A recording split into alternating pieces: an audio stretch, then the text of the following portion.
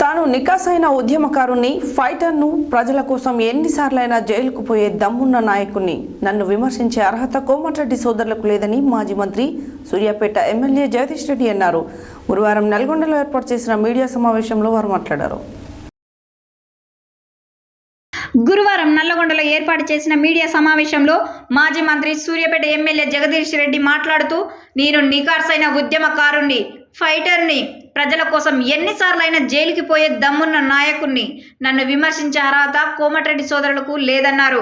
కోమటిరెడ్డి సోదరులకు నడిమంతరపు సిరి వచ్చి కింద మీద ఆగడం లేదని, కోమటిరెడ్డి సోదరులకు బ్రోకర్లనే పేరుందని, జిల్లా రాజకీయాల్లో వెధవలు వీళ్ళు.